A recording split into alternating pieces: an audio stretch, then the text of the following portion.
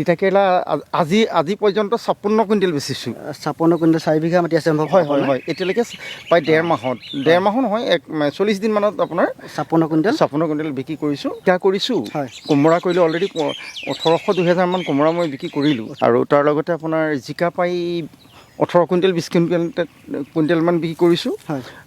তাৰপিছত বডিও ঠিক সেইতে 8-9 কুইণ্টেল বিক্ৰী কৰিছোঁ। যদিও আমি খেতি কৰিছোঁ, পথাৰখন আমাৰ হৈছে, বজাৰখন আমাৰ হাতলৈ এতিয়া আহিব পৰা নাই। এতিয়া পৰীক্ষাৰ পৰা আৰম্ভ কৰি মাটি পৰীক্ষা কৰিছে। হয় মাটি পৰীক্ষাৰ পৰা আৰম্ভ কৰি গোটেইখিনি মাটিৰ কোৱালিটিটো চেক কৰিছোঁ। তাৰপিছত তাত কিবা যদি অভাৱ আছে সেইখিনি দিবলৈ দিছোঁ। আৰু খেতি কৰাৰ আগতে মই ইয়াত চূণো দিছিলোঁ। চূণ দি লৈছোঁ। নমস্কাৰ দৰ্শক, মই পংকজ খনিকৰ, আপোনালোকে চাই আছে কৃষি জাগৰণ অসম। দৰ্শকসকল, আজি আমি উপস্থিত আছোঁ বিশ্বনাথ জিলাৰ কুমলীয়া গাঁৱত। আৰু ইয়াতে এজন শিক্ষকে খুব ধুনীয়াকৈ খেতি কৰিছে। তেওঁ শিক্ষকতাৰ সমান্তৰালভাৱে খেতি কৰিছে, দেখিছে আপোনালোকে। খুব এয়া কেৰেলা খেতি। আৰু আপোনালোকে তলটো চাওক। আজি আমি তেওঁ শিক্ষকতাৰ বৃত্তিৰ বিষয়ে আলোচনা নকৰোঁ, আমি আলোচনা কৰিবলৈ চেষ্টা কৰিম তেওঁ কৰি থকা কৃষি কৰ্মৰ বিষয়ে। দাদা নমস্কাৰ। কেনেকুৱা, ভালে আছে? হয় ভালে। খেতি পথাৰ এবাৰ কেনেকুৱা হৈছে? খেতিটো ভাল হৈছিলে, কিন্তু মানে ভবা ধৰণে দামটো আমি পোৱা নাইকিয়া আৰু। মানে অলপ বজাৰখন ভাল হোৱা নাই। কি কাৰণে ভাল হোৱা নাই বুলি ভাবিছে আপোনাৰ? কেনেকুৱা কাৰণ আছে? আপোনাৰ প্ৰডাকশ্যনটো হয়তো বেছি হৈছে, নতুবা আপোনাৰ যিহেতু আমাৰ যদিও আমি খেতি কৰিছোঁ, পথাৰখন আমাৰ হৈছে, বজাৰখন আমাৰ হাতলৈ এতিয়া আহিব পৰা নাই। এতিয়া সেইটো কাৰণেও হয়তো আমি মানে প্ৰকৃত কৃষকসকলে যিটো মূল্য পাব লাগিছিল সেইটো পোৱা নাইকিয়া বুলি ভাবোঁ আৰু। এতিয়াতো আপুনি এজন শিক্ষিত মানুহ নহয় জানো? মই এজন বিজ্ঞান শিক্ষক হিচাপে কৰ্মৰত কুমলীয়া মধ্য ইংৰাজী বিদ্যালয়ত। গতিকে কৃষকসকলে কেনেকুৱা ধৰণৰ পদক্ষেপ ল'লে মানে তেওঁলোকে পথাৰখনৰ সমান্তৰালভাৱে বজাৰখন দখল কৰিবলৈ সক্ষম হ'ব বুলি আপুনি ভাবে? আপোনাৰ নিজৰ মানে কি, আমি বৈজ্ঞানিক পদ্ধতিৰে আমি খেতিবিলাক কৰিব লাগিব, কম জেগাতে বিভিন্ন খেতি কৰিব লাগিব। এতিয়া মই আপোনাৰ এই 4 বিঘা মাটিতে আপোনাৰ মানে আপোনাৰ বিভিন্ন ধৰণৰ খেতি কৰিবলৈ চেষ্টা কৰিছোঁ। আমি দেখিছোঁ ডাংবডি দেখিছোঁ। সেইটো বায়'লজিকেল বৰ্ডাৰো হৈ গৈছে এতিয়া, তাত গৰু ছাগলীৰ প্ৰটেকশ্যনো হৈছে। আৰু তাৰোপৰি আপোনাৰ ইয়াতে আপোনাৰ তিতাকেৰেলা এটা ছাইড মই 2 বিঘা মাটি পাই তিতাকেৰেলাও কৰিছোঁ। আৰু জিকা কৰিছোঁ, কোমোৰা কৰিলোঁ অলৰেডি 1800-2000 মান কোমোৰা মই বিক্ৰী কৰিলোঁ। 1800-2000টা বিক্ৰী কৰিছোঁ। আৰু তাৰ লগতে আপোনাৰ জিকা প্ৰায় 18 কুইণ্টেল 20 কুইণ্টেলমান বিক্ৰী কৰিছোঁ। তিতাকেৰেলা আজি পৰ্যন্ত 56 কুইণ্টেল বেচিছোঁ। 56 কুইণ্টেল 4 বিঘা মাটি আছে। হয় এতিয়ালৈকে প্ৰায় ডেৰ মাহো নহয় 40 দিনমানত আপোনাৰ 56 কুইণ্টেল বিক্ৰী কৰিছোঁ। তাৰপিছত বডিও ঠিক সেইতে 8-9 কুইণ্টেল বিক্ৰী কৰিছোঁ। জিকা 18-20 কুইণ্টেল। আৰু আপোনাৰ জিকা দিছোঁ। আৰু সেইখিনিয়ে কৰিছোঁ আৰু। হয়, তিয়ঁহ কৰিছিলোঁ। তিয়ঁহ প্ৰায় 12 কুইণ্টেলমান লৈছিলোঁ। এতিয়া আকৌ সেয়া তিয়ঁহ উঠালোঁ, কাৰণ তিয়ঁহৰ আয়ুসটো বেছি দিন নহয়, আপোনালোকে নিশ্চয় জানেই। এতিয়া তাত আকৌ নতুনকৈ আপোনাৰ গুটি যোৱাকালি দিছোঁ। এতিয়া মানে আপোনাৰ কেৰেলা 56 কুইণ্টেল এতিয়ালৈকে বিক্ৰী কৰিলোঁ। তাৰপাছতো এতিয়া আমাৰ দৰ্শকসকলে চাব পাৰে কেৰেলা মানে গছত ভৰি আছে। আমাৰ কেমেৰামেন দিবাকৰ দাদাই অকণমান দেখুৱাই দিব, কাষলৈ আহি দেখিছে আপোনালোকে। এতিয়াও অকল এইখিনিতে নহয়, মানে গোটেই হেন্দালিখন কেৰেলাৰ ভৰ্তি হৈছে। ইয়াৰ মানে চিক্ৰেট কি দাদা আচলতে এনেকৈ লগোৱা আঁৰত কেনেকুৱা ধৰণৰ কি আছে? মই আপোনাৰ বিজ্ঞানসন্মতভাৱে কৰিবলৈ চেষ্টা কৰিছোঁ। আৰু ধৰক এজোপা গছত যিখিনি খাদ্য লাগে, এতিয়া ধৰক আমাৰ খেতিয়কসকলে খেতি কৰে, কিন্তু গছজোপাক যিখিনি প্ৰয়োজনীয় আহাৰ লাগে সেইখিনি বিভিন্ন কাৰণত তেওঁলোক অজ্ঞতাত থাকে। গতিকে মই সেইখিনি মাটি পৰীক্ষাৰ পৰা আৰম্ভ কৰি মাটি পৰীক্ষা কৰিছে। মাটি পৰীক্ষাৰ পৰা আৰম্ভ কৰি গোটেইখিনি মাটিৰ কোৱালিটিটো চেক কৰিছোঁ। তাৰপিছত তাত কিবা যদি অভাৱ আছে সেইখিনি দিবলৈ দিছোঁ। আৰু খেতি কৰাৰ আগতে মই ইয়াত চূণো দিছিলোঁ।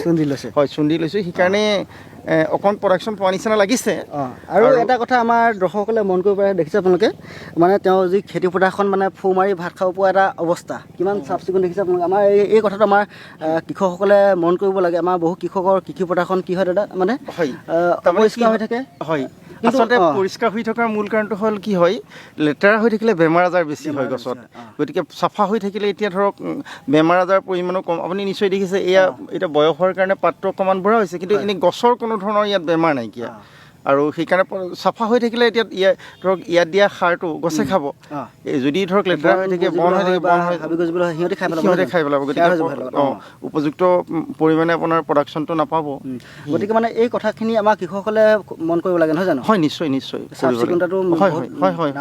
হয় একদম পৰিষ্কাৰ পৰিচ্ছন্নতাকৈ ৰাখিলে মানে কি হয় বিভিন্ন বেমাৰৰ বীজাণুবোৰো নাহে তাৰপিছত পোক পৰুৱা কীট পতংগবিলাকো খুব কম আহে সেইখিনিয়ে আৰু কথাখিনি তেনেকুৱাবিলাক কথাৰ কাৰণে মানে এতিয়া আপুনি এই 4 বিঘা মাটিৰ পৰা 56 কুইণ্টেল কেৰেলা বিকিছে আৰু এতিয়াও কেৰেলা মানে গছত লাগিছে এনেকুৱা ধৰণৰ লাগি আছে হয় হয় হয় যথেষ্ট আৰু কিমান দিনলৈ লাগি থাকিব দাদা তো আশা কৰিছোঁ ভাদ মানলৈকে আমি দিব পাৰিম শেষৰ ফাললৈ আপোনাৰ গোটটো অলপ সৰু হ'ব আৰু আপোনাৰ জেঠৰ আৰম্ভণিৰ পৰাই মই দিছোঁ অলৰেডি 45 দিনমান দিলোঁ হয় দাদা আপুনি এজন শিক্ষক আৰু শিক্ষকতাৰ সমান্তৰালভাৱে এই কামখিনি কৰি গৈছে দুইটা বস্তু মেইনটেইন কৰোঁতে ক'ৰবাত মানে অসুবিধা হয় নেকি বা সেইবিলাক কেনেকৈ আগবঢ়াই নিছে সেইটো মিলাবলৈ চেষ্টা কৰিছোঁ মানে আপোনাৰ ৰাতিপুৱা 4:30 বজাতে ইয়ালৈ আহি যাওঁ 4:30 বজাত হয় খেতিলৈ আহি যাওঁ তাৰপিছত এতিয়া মৰ্ণিং স্কুল দিছে আপোনাৰ মোটামুটি 6:45 মানত ইয়াৰ পৰা ঘৰলৈ গুচি যাওঁ আকৌ স্কুলৰ কাৰণে ৰেডি হওঁ ঠিক সেইতে আপোনাৰ 1 বজাত আহি ঘৰ পাওঁহি ভাত পানী খাই আকৌ 2 বজাৰ পৰা সন্ধিয়া 5টা মানলৈকে আমি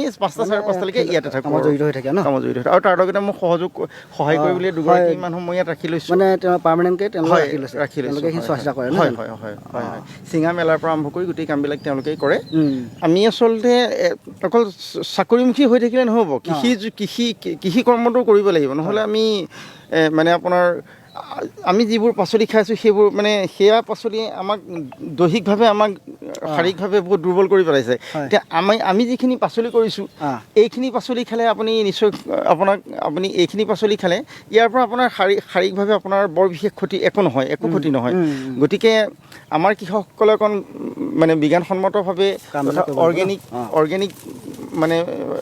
অৰ্গেনিকভাৱে যদি খেতি বাতি কৰে ধৰক নিজৰ লগতে ধৰক কৃষি কৰ্মৰ লগতে নিজেও উপাৰ্জন পাব আৰু আন 10জনক চলাব পাৰিব গতিকে মই অসমৰ মানে চাকৰিজীৱী মানে যিসকলৰ মাটি আছে তেওঁলোকলৈ মোৰ এটা অনুৰোধ কৰকচোন চেষ্টা কৰক মোৰ দৰে আপোনালোকেও চেষ্টা কৰক নিশ্চয় পাৰিব নহয় জানো মানে প্ৰথম বছৰ কিবা অসুবিধা হ'লে নেক্সট ইয়েৰ আপুনি তাৰ পৰা অভিজ্ঞতা হ'ব আৰু failure is the pillar of success নহয় জানো গতিকে মই তেনেকৈ প্ৰথমতে ইমানখিনি আঁচনি লোৱা নাছিলোঁ অলপকৈ ঘৰত কৰিছিলোঁ কৰি পেলাই মোৰ অভিজ্ঞতাটো মই সঞ্চয় কৰিছিলোঁ আৰু সেই অভিজ্ঞতাকে মই এতিয়া ইয়াত মই ইউটিলাইজ কৰিছোঁ আৰু ঈশ্বৰৰ কৃপাত সেইখিনিত মানে সাফল্য পোৱা নিচিনা অনুভৱ এটা হৈছে দাদা মই শেষত এটা কথা সুধোঁ তাৰপিছতে মই কথা বতৰাখিনি সামৰি মাৰিম আমাৰ মানে 100% কৃষকৰ প্ৰায় 10 ভাগৰ অৱস্থাটো ভাল হয় বা 90% কৃষকৰ অৱস্থাটো ভাল নহয় তেওঁলোকে আৰ্থিকভাৱে টনকিয়াল হ'বলৈ তেওঁলোকে স্বাৱলম্বী মানে এটা ভাল উপাৰ্জন কৰিবলৈ হ'লে কোনবিলাক কথাত গুৰুত্ব দিব লাগিব বা কেনেকুৱা ধৰণৰ শস্য খেতি কৰিব লাগিব এই বিষয়ে অকণমান কওকচোন আমাৰ হয় আপোনাৰ ধৰক ঠাই ভেদে ধৰক খেতি কৰাত মানে যিহেতু আমাৰ অসমখন ধৰক অসম সমান নহয় গতিকে ধৰক ওখ ঠাইৰ কাৰণে ধৰক আমি এতিয়া যিবোৰ কেৰেলা খেতি কৰিছোঁ জিকা বা কোমোৰা এইবিলাক খেতি কৰিছোঁ হয় সেয়া আৰু খৰালিও কৰিব পাৰি আজিকালি ধৰক 12 মাহে আমি খেতি কৰিব পাৰোঁ যদি অকণ বিজ্ঞানসন্মতভাৱে আমাৰ খেতিয়কসকলে কৰে তেতিয়াহ'লে নিশ্চিতভাৱে তেওঁলোক লাভান্বিত হ'ব ধন্যবাদ দাদা থেংক ইউ